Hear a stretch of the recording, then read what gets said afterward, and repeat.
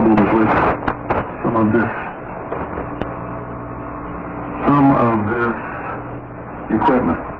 And while I spend a couple of seconds here trying to adjust it so that I can tell what in the world it is that I'm doing, yeah, that sounds good, then we can get on with the broadcast.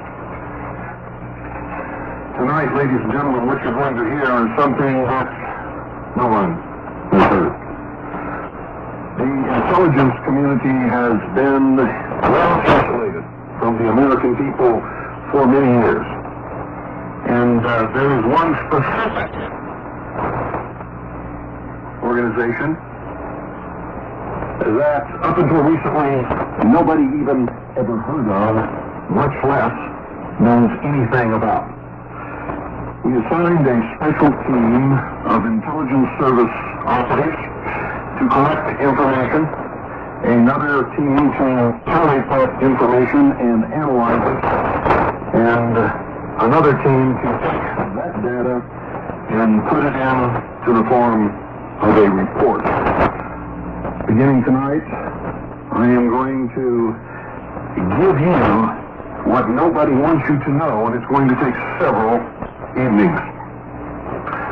I suggest that if you are a person who is interested in the intelligence community, or in this type of research, that you have a pad and pen near your side, and that you take copious notes, because you will not ever get this from the Encyclopedia Britannica, or from the World Almanac, or from anywhere else, for that matter. So, ladies and gentlemen, settle in and get ready, because I'm going to pull the curtain up on the National Security Agency.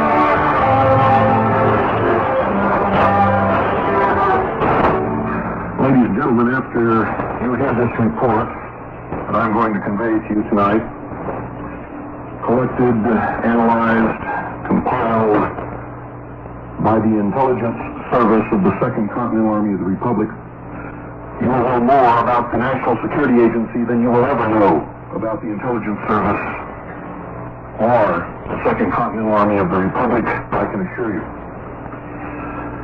The National Security Agency, also known as the NSA, is the nation's cryptologic organization. It is tasked with making and breaking codes and ciphers, and has as well many other tasks.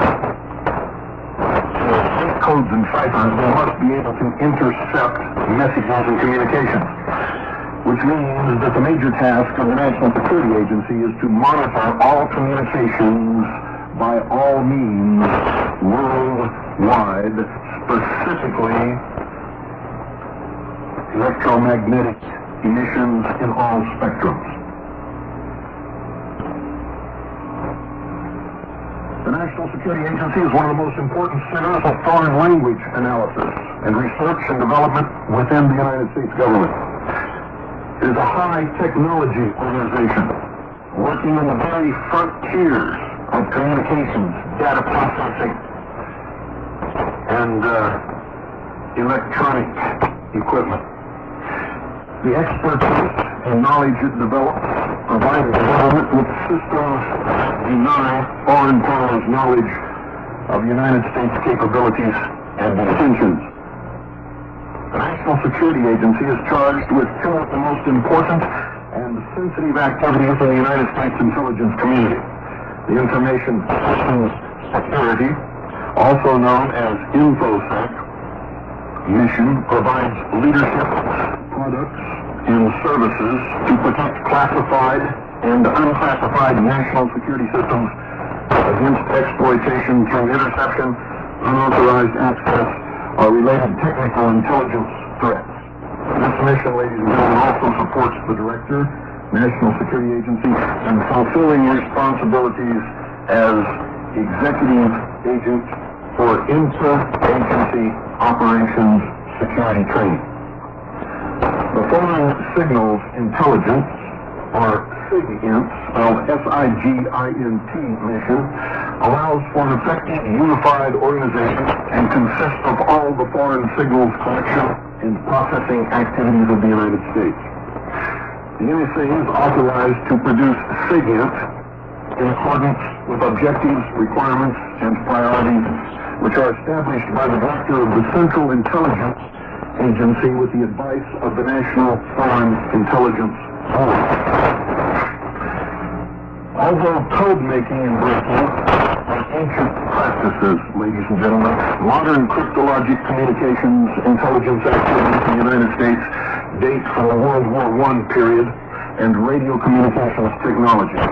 In 1917 and 1918, the United States Army created within the Military Intelligence Division the Cyber Bureau, known as MI-8, under Herbert O. Walkley. MID assisted the radio intelligence units in the American Expeditionary Forces, and in 1918 created the Radio Intelligence Service for operations along the Mexican border. The Navy had established a modest effort, but it was absorbed by mutual agreement in 1918 into Yardley's post-war civilian, quote, black chamber, end quote. The Army and the State Department continued to support Yardley until the termination of his black chamber in 1929. Army continuity was assumed, however, in the small signal intelligence service of the Army Signal Corps, under the direction of William F. Friedman. The Navy's cryptanalytics function reappeared formally in 1924 in the research desk under Commander Lawrence F. Safford in the Code and Signal Section, Op 20G, within the Office of Naval Communications.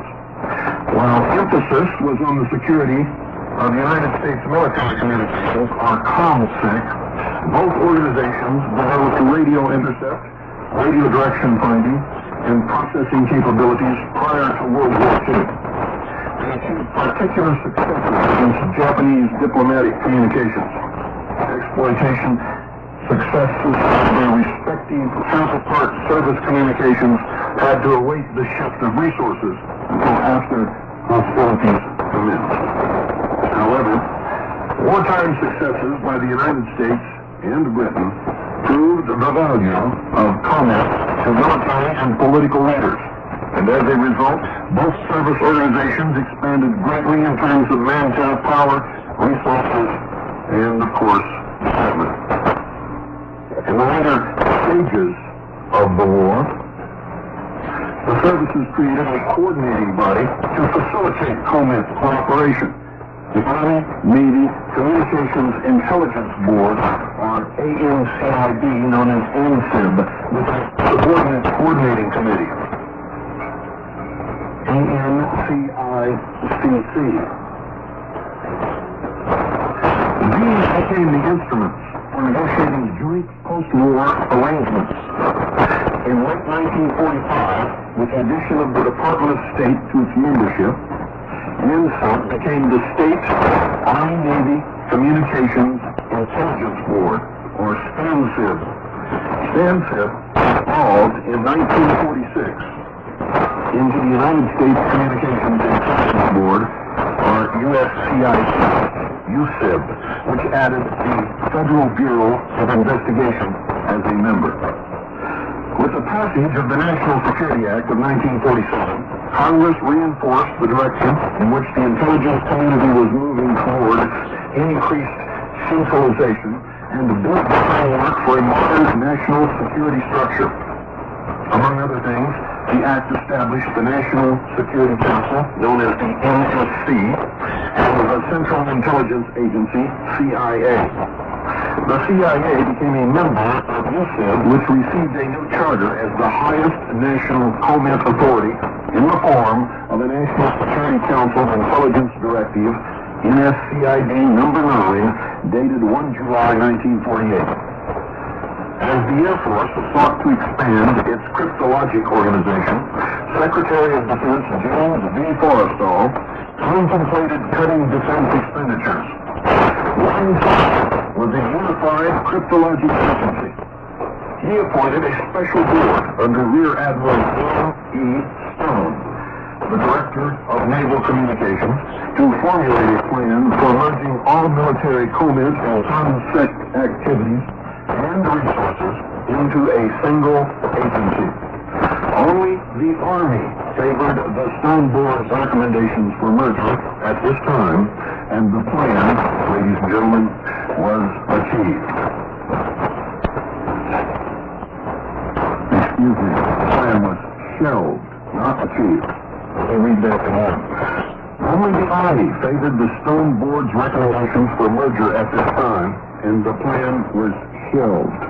I'm a little ahead of myself. Achieved comes next. In 1949, a new Secretary of Defense, Louis Pat Johnson, also seeking ways to economize, reviewed the Stone Board's report and began to take steps for its implementation.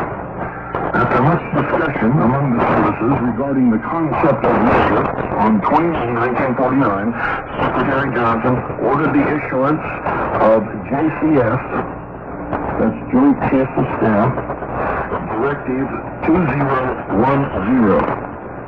This directive established the Armed Forces Security Agency, or AFSA, which had as its mission the conduct of communications, intelligence, and communications security activities within the national military establishment. AFSA thus had the actual responsibility for running COMINT and COMSEC operations, excluding only those that were delegated individually to the Army, Navy, and Air Force. The JCS directive also established an advisory council within the AFSA structure, known for as the Armed Forces Communications Intelligence Advisory Council, or AFCIAC. It later was renamed Armed Forces Security Agency Council, or AFSAC. The organization became the mechanism through which AFSA reported to the JCS. On 15 July 1949, Rear Admiral Stone became AFSA's first director, appointed by the JCS. By January 1950, the Army and Navy cryptologic organizations had transferred enough civilian and military personnel, as well as equipment, so that AFSA could operate. AFSA did not, however, have its own facilities. Admiral Stone was succeeded in 1951 by Army Major General Ralph J. Keeler. By this time, the various disciplines of defining powers and areas of jurisdiction were painfully obvious. Further, both directors experienced grave difficulties in obtaining the Advisory Council's approval of proposed courses of action because of AFSAC's policy requiring unanimous decisions. Finally, the potentialities of expanding technical COMINT capabilities in the late 1940s could not always be realized. During the Korean War, the quality of strategic intelligence derived from COMINT fell below that which had been provided in World War II. Consumers were disappointed and increasingly critical. By late 1951, AFSA had clashed with the service cryptologic agencies, with consumers, with the Central Intelligence Agency, and with the State Department, although not all at one time, nor with all on one issue. But despite the intentions, the AFSA had in fact become a fourth military cryptologic agency, which exceeded the entire purpose of its creation. On 13 December 1951, President Truman ordered a searching analysis to be conducted by a special committee to be named by the Secretaries of State and Defense, aided by the Director of Central Intelligence. Chaired by George Brownell, an eminent New York lawyer, the Brownell Committee surveyed the situation and in June recommended that a unified COMIT agency receive greater powers commensurate with clearly defined responsibilities. Advised that the agency be freed from the tripling line of subordination through AFSAC to the JCS and instead directly subordinate to the Secretary of Defense, acting with the Secretary of State on behalf of the National Security Council. It further proposed that the unified agency be controlled in policy matters by a reconstituted USIB under the chairmanship of the Director of Central Intelligence, in which the representation of military and non-military intelligence interests would be evenly balanced. In October 1952, the President and National Security Council adopted most of the Brownell Committee's recommendations and issued a revised version of NSCID No. 9 on 24 October 1952. A mingling of military and non-military interests was expressed in the word national. The production of COMIT was declared to be a national responsibility. In place of an armed forces security agency, the United States government was to have a national security agency, an organization with the same resources plus a new charter. The AFSA Council, while not specifically abolished, thus had the agency pulled right out from under it. The Joint Chiefs of Staff were no longer in the chain of command. The Director of the National Security Agency reported directly to the Secretary of Defense through a unit in the latter's office that dealt with sensitive operations. The Secretary himself was declared to be executive agent of the government for COMIT and subordinate to a special committee for the National Security Council, of which he and the Secretary of State were the two members, and the Director of Central Intelligence was merely an advisor. The Secretary of Defense was instructed to delegate his COMIT responsibilities to the Director of the National Security Agency and to entrust to him operational and technical control of all United States military COMIT collection and production resources. The Director of the National Security Agency was ordered to bring about the most effective, unified application of all United States resources for producing national COMIT to meet requirements approved by USIB. In addition, the DERNSA, or Director of the National Security Agency, was ordered to assume the COMSEC responsibilities previously assigned to AFSA. Promulgation of NSCID No. 9 brought about a greater participation by civilian members, the Central Intelligence Agency, and the State Department of the community in the COMIT process. At the same time, it was recognition of the necessity for more centralized technical operations. And on November the 4th, 1952, Major General Ralph J. Kinine, United States Army, became the very first Director of the National Security Agency. On the way, the Defense Intelligence Agency, the National Security Agency, is a presidential creation established in response to a top-secret directive issued by President Truman in October of 1952. In this directive, the President designated the Secretary of Defense as executive agent for the signals intelligence and communications security activities of the government. A specific National Security Council Intelligence Directive, or NSCID, defines the NSA's function. It is augmented by the Director of Central Intelligence Directives, DCIDs, and Internal Department of Defense and National Security Agency regulations. The National Security Agency assumed the responsibilities of its predecessor, the Armed Forces Security Agency, or NSSA, also known as AFSA, which had been created after World War II to integrate the national cryptologic efforts. The National Security Agency was established as a separate agency, responsible directly to the Secretary of Defense. In addition, it was granted SIGINT operational control over the three service cryptologic collection agencies, or SCAs, the Army Security Agency, Naval Security Group Command, and Air Force Security Service. Under this arrangement, the National Security Agency encountered initially the same jurisdictional difficulties that were to plague the Defense Intelligence Agency.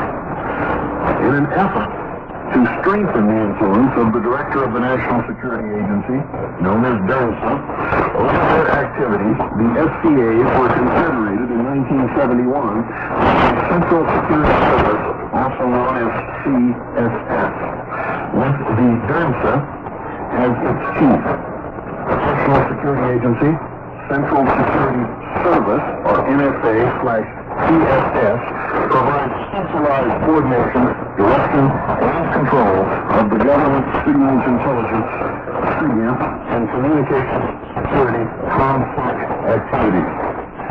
The Central Security Service, CSS, was established by a presidential memorandum in order to provide a more unified cryptologic effort within the Department of Defense. With the establishment of the CSS, NSA underwent a major internal reorganization and became the institution it is today.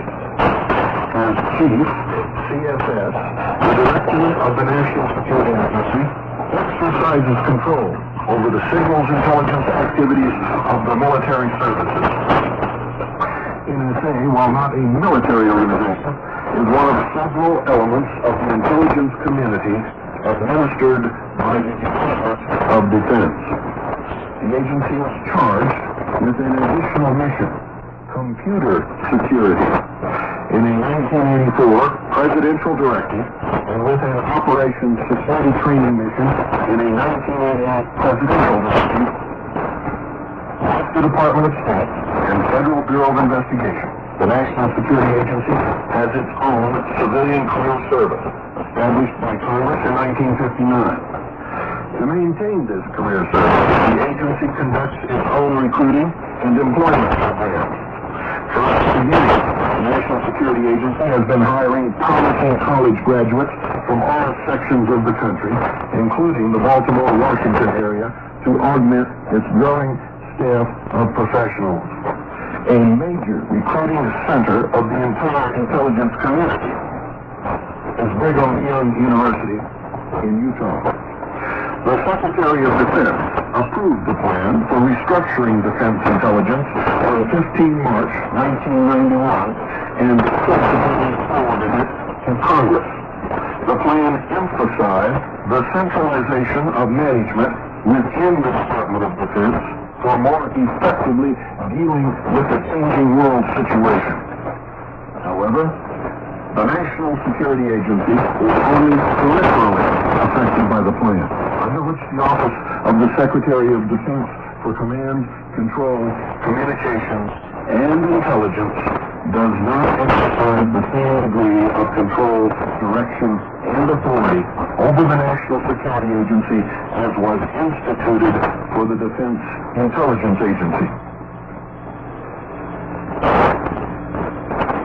Most National Security Agency employees, both civilian and military, are headquartered at Fort George G. Meade in Maryland. The rest of the workforce is scattered at continental United States and overseas field locations. The National Security Agency is one of the largest employers in the state of Maryland. Its workforce represents an unusual combination of occupational specialties, including engineers, physicists, mathematicians, linguists, and computer scientists. The NSA reportedly has about 20,000 employees in Maryland alone, with a $831.7 million payroll in 1990. This estimate is consistent with the approximately 5 million square feet of National Security Agency office space at Fort Meade, somewhat less than the Pentagon, which houses somewhat more than 20,000 personnel. Other published estimates that the National Security Agency has between 38,000 and 52,000 employees clearly also include the personnel of the Central Security Service military components, as well as contractor personnel. The National Security Agency conducted the most significant upgrade of NSA's facilities in its history. Based on a blueprint, the facility's focus plan, prepared and approved in 1989. The 1989 facilities focus plan provided for the upgrading of over 2.5 million square feet of space and will be involved the movement of over one-half of the National Security Agency's workforce. When completed, the NSA will have achieved a long-sought goal of a minimum of 7 square feet of office space per person across the entire National Security Agency. In 1991 alone, the NSA added over 1 million square feet of new space to the NSA inventory by opening the new REE, or Reed Building, the SPL state-of-the-art microelectronics production facility, the System Processing Center, and the Columbia Annex. These facilities were occupied by thousands of National Security Agency employees. In addition, the total renovation of the headquarters building was 60% complete, and the offices were partially reoccupied, providing workspace for another 1,000-plus employees. As the National Security Agency moves people into these new spaces, the area they leave was fully renovated, and other employees moved into expanded spaces, a process the NSA called decompression. In 1992, NSA completed the renovation of FAB-1 for parts of ISL and began the renovations of FANCS-2 for the National Cryptologic School and FANCS-3 for another key component.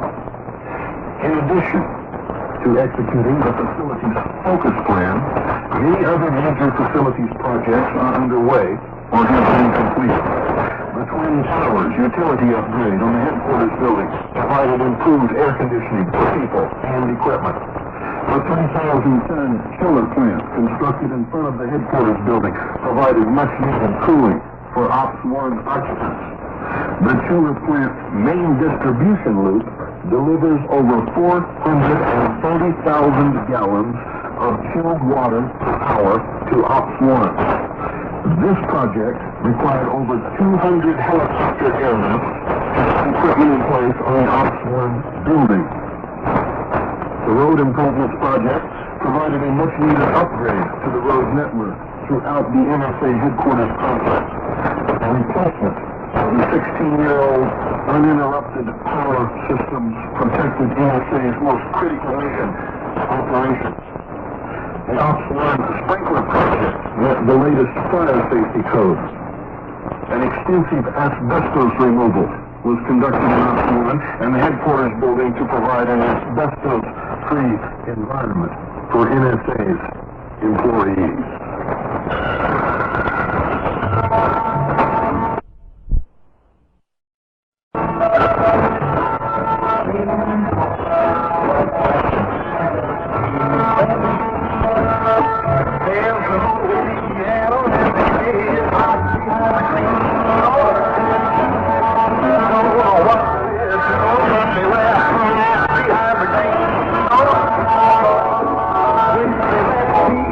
I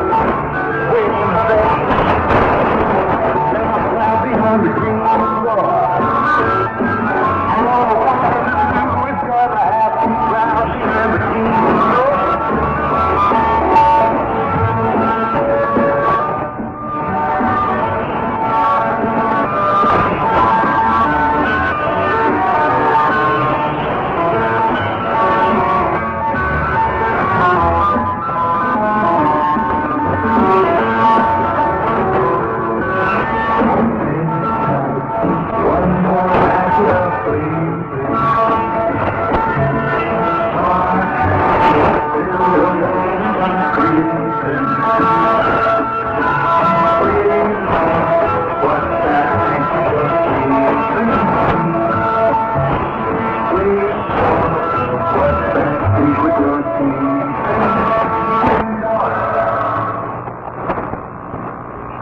and gentlemen, the hour of time is brought to you, as always, by South America Trading, who specialize in non-confiscatable, non-reportable hard assets. Assets that you may need. Everything comes to pass that has been predicted, and I guarantee you that it will. I can't tell you exactly when, but I can tell you that it will. For instance, ladies and gentlemen, Robert Rubin has exhausted his sources to steal money from in order to keep the government afloat. He has raided the federal pension funds twice. Totally illegal, totally unlawful, and in fact was threatened with impeachment by several members of Congress if he ever does it again. We know, because it was stated, ladies and gentlemen, just day before yesterday on Sunday, by Robert Rubin himself, that if an agreement isn't reached on the budget by the 28th of February, the United States government will default on March the 3rd. If that happens, the dollar will plummet, and the stock market is sure to crash. Do you want to take a chance of losing everything that you own because you failed to make a telephone call and take the proper steps to prepare? You see, because if that happened, it would be the long-awaited economic catastrophe that would allow the president to declare a state of national emergency and declare martial law. The rest, I'm sure, you are fully capable of imagining. So call our sponsor, Swiss America Trading, at 1-800-289-2646. That's 1-800-289-2646. Thank them for sponsoring this broadcast. Tell them that you're staying listener to the hour of the time, and you'll get red treatment, I assure you. And do, ladies and gentlemen, what a responsible person should do. You must at least protect a portion of your assets. And there is only one commodity in the history of the world that can do that. It's known as real money. Gold and silver coin. 1-800-289-2646. And do it now. You know how you are. You're just like me. I can't procrastinate sometimes, and so do you. So call now. 1-800-289-2646.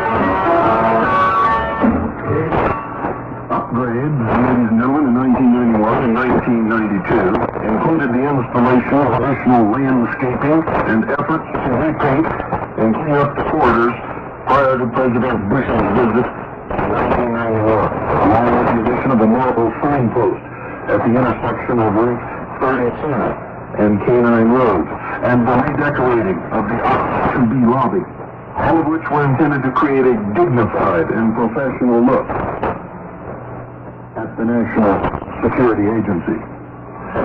Who they wanted to impress is anybody's guess, because nobody but them are ever allowed inside.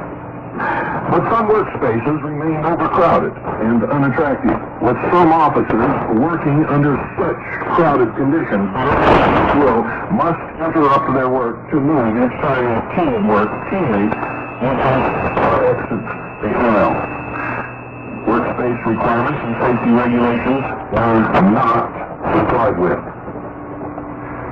In 1991, the National Security Agency planners anticipated possible personnel and operations and maintenance budget cuts and began planning for enhanced lease, utility, and facility support costs commensurate with projected budget reductions. The NSA drawdown plan was approved by the Critical Issues Group, the current board of directors, in January 1992, briefed to and approved by DERSA in February 1992, and presented to and approved by several congressional staff in March of 1992. This plan's strategy focused on the reduction of 9 leased buildings. This will not only decrease rent and utility costs, but also such facility support costs as security grounds, maintenance, bus service, mail runs, and local travel time. Another major goal of the plan is to accommodate the 1992 NSA agency restructure by consolidating several key components into fewer buildings, bringing many of the elements in closer proximity to the National Security Agency headquarters at Fort Meade, and enhancing the efficiency of SIGINT resources and support services. The technology and systems organization will be housed in NBP1, Research and Electronics, and CANX. Operations elements are to be consolidated at the Fort Meade complex.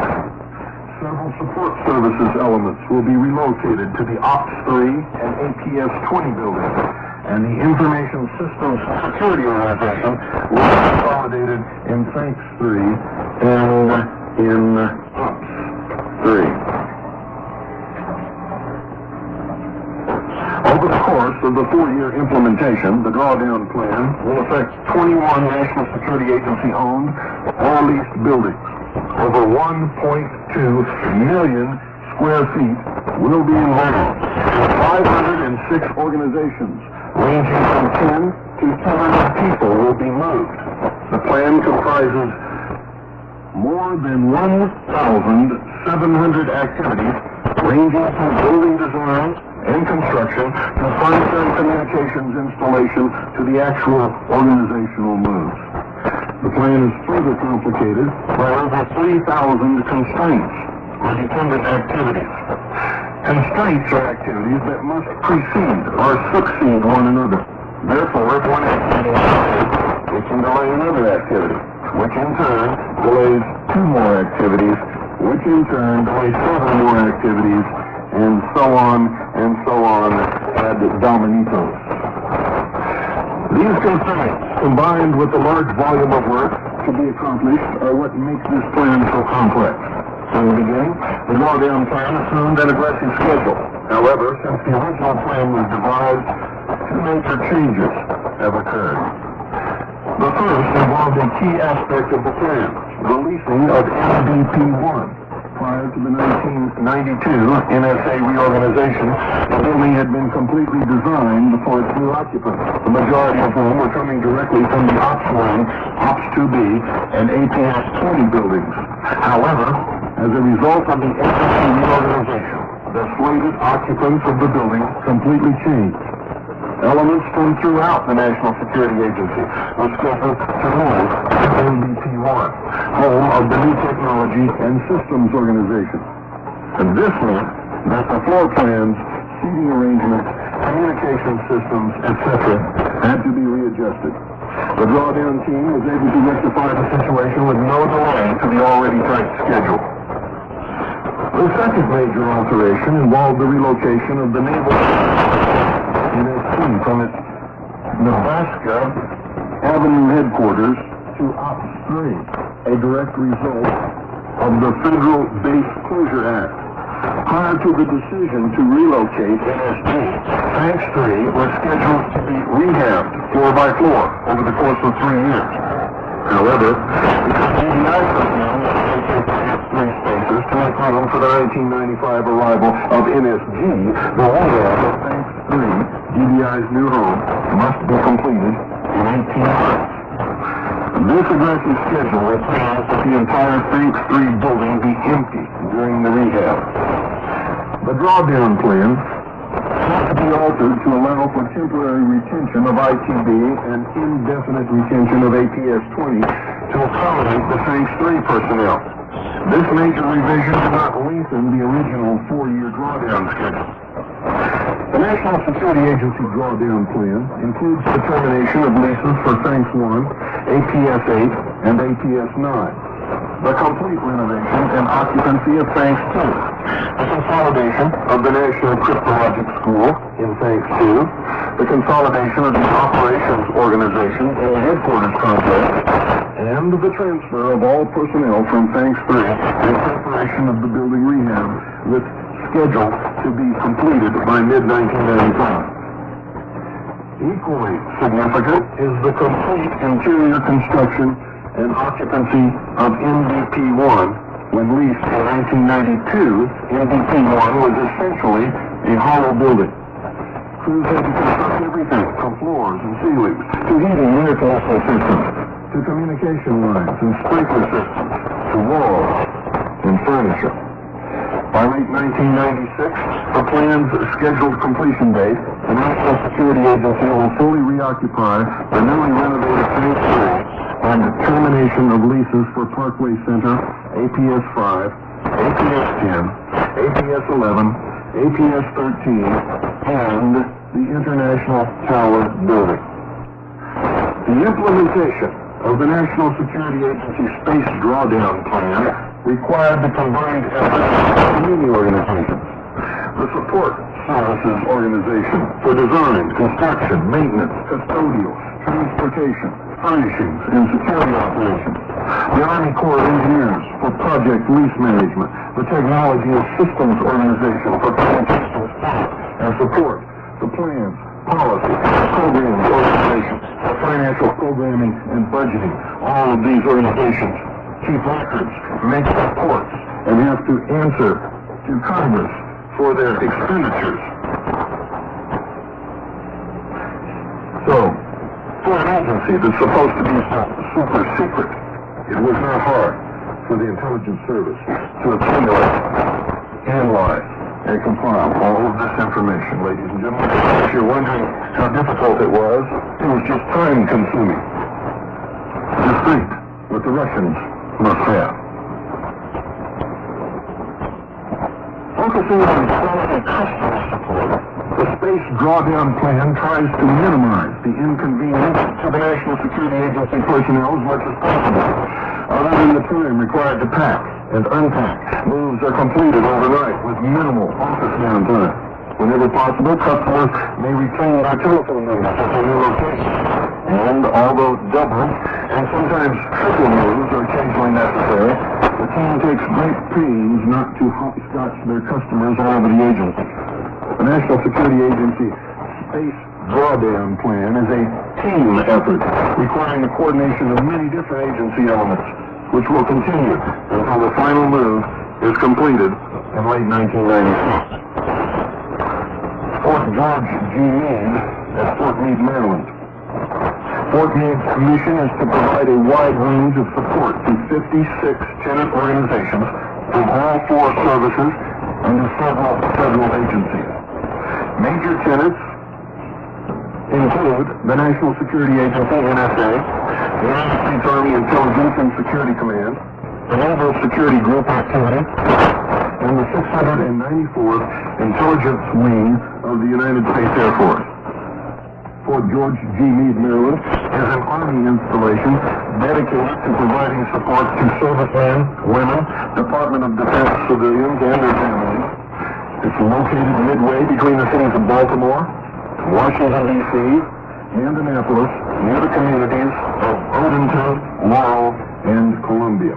The installation was 4 miles east of Interstate 95 and 1/2 mile east of the Baltimore-Washington Parkway between Maryland State Routes 175 and 198.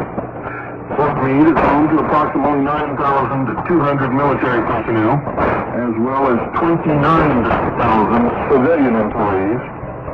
Approximately 7,500 family members also reside on post.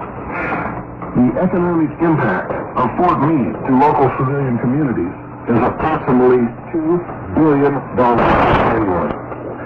Now, this reaches the community in the form of $300 million in military payroll, $1.2 billion in civilian payroll, and nearly $500 million in local contracts. Virtually a city in itself, Fort Meade has 65 miles of paved roads and 28 miles of secondary roads and 1,670 buildings.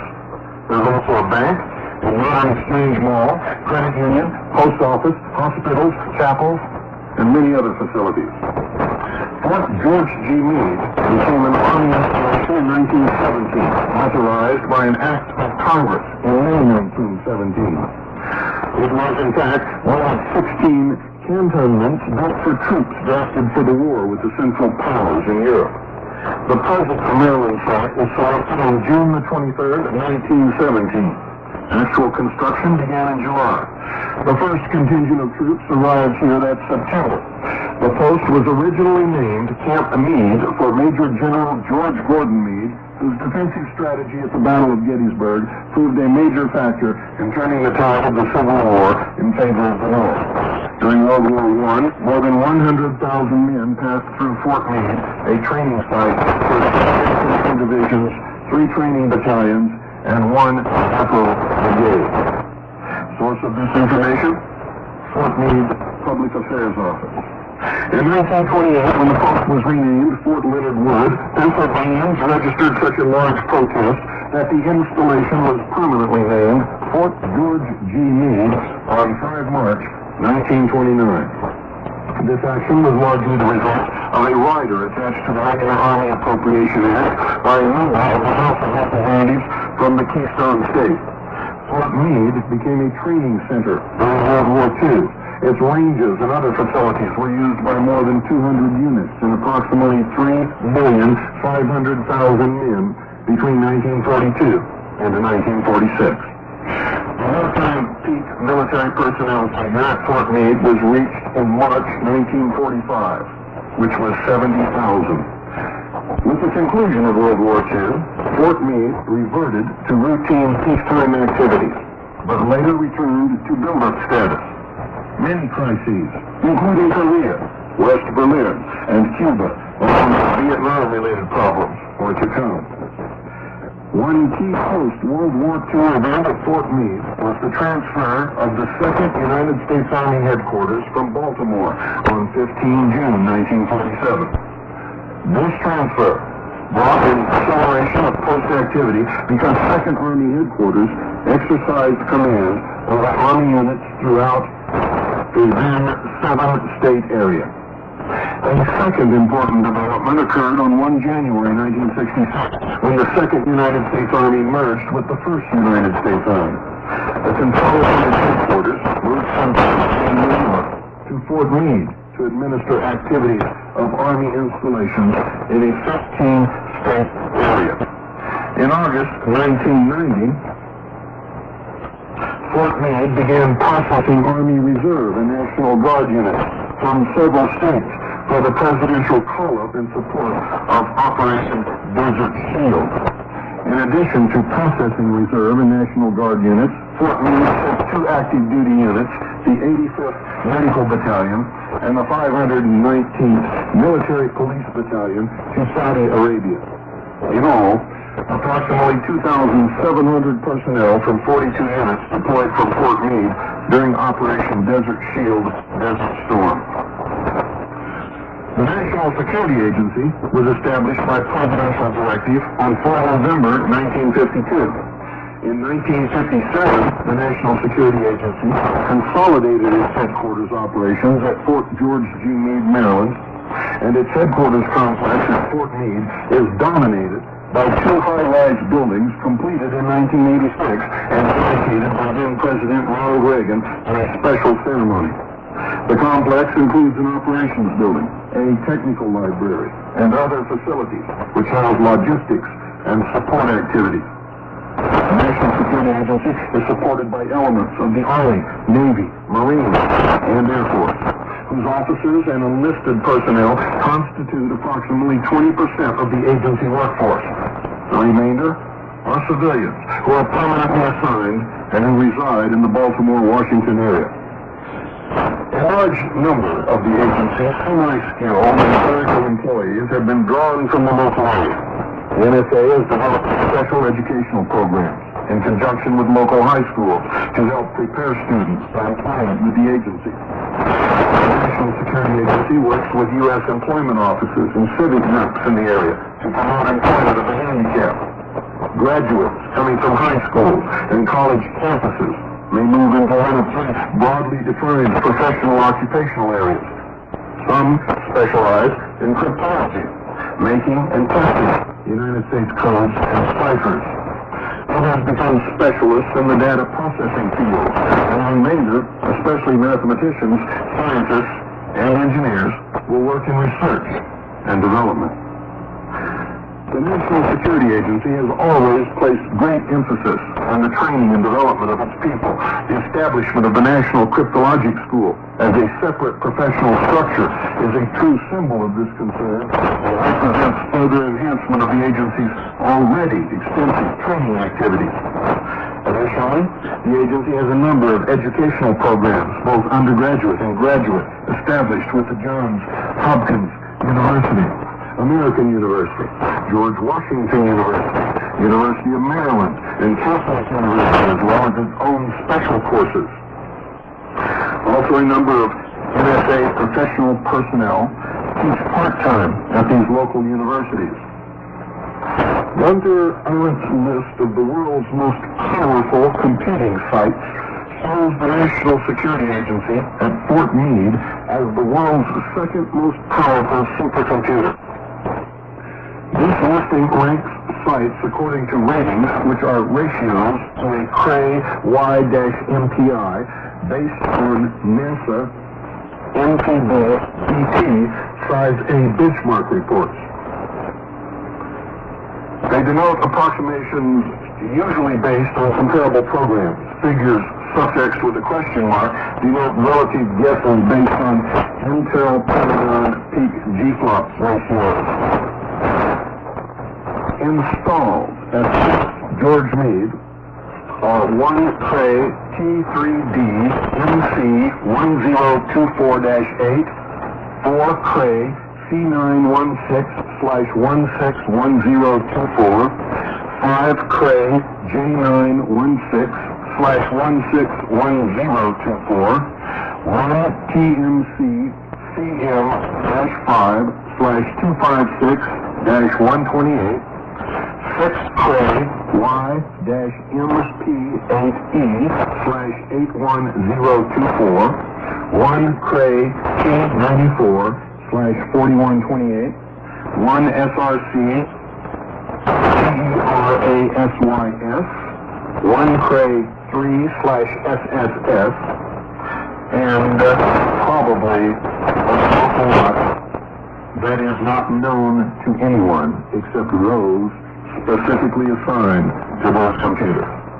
We will continue tomorrow night and the night after until we're completed with this report. Ladies and gentlemen, good night, and God bless each and every single one of you.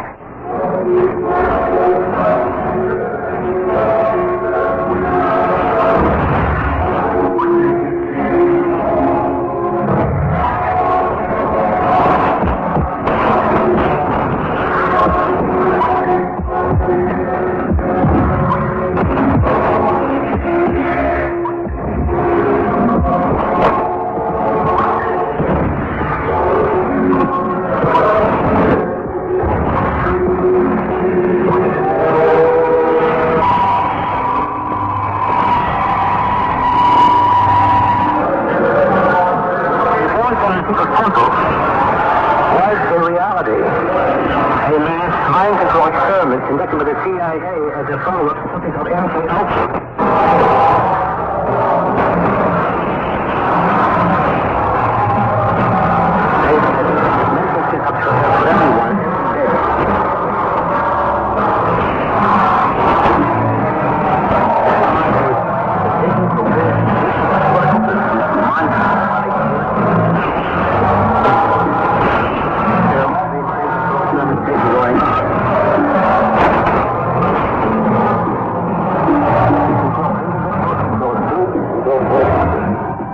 WWCR, Nashville, Tennessee, USA.